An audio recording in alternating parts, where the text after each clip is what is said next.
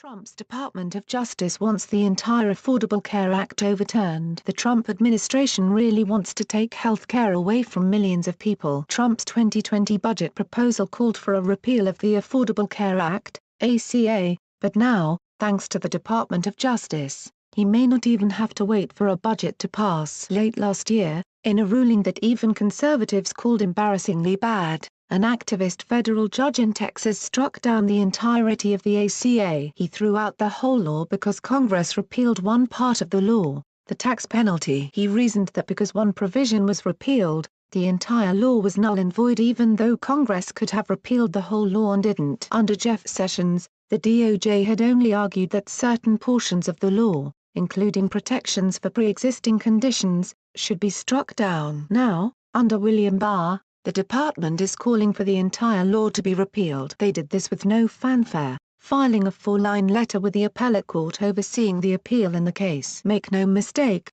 though, if the DOJ prevails, the results for Americans would be devastating. Nearly 52 million people with pre-existing conditions were already put at risk when the administration began to tell courts that they could strike down the provision requiring coverage of those conditions. Nearly 30 million people will lose their health care coverage if the ACA is repealed. Part of what makes this so appalling is that it runs counter to what the DOJ is obliged to do. Even Jeff Sessions noted that the executive branch has a long-standing tradition of defending the constitutionality of duly enacted statutes if reasonable arguments can be made in their defense. Here, under Barr, the DOJ is entirely abandoning that principle. The DOJ's letter to the Fifth Circuit makes no mention of that long-standing tradition, nor does it explain why it is critical for the DOJ to depart from it in this instance. In the 2018 midterms, when it came to the issue of healthcare, Americans voted overwhelmingly in favor of Democrats. Exit polls showed healthcare was the most important issue to 41% of American voters. But the Trump administration doesn't care about the will of the voters. Attacking the ACA via the courts allows them to ignore the results of elections entirely. The administration's behavior makes it even more imperative that Democrats organize around healthcare issues and show up in 2020. Getting Trump out of the office is the only way this is going to stop.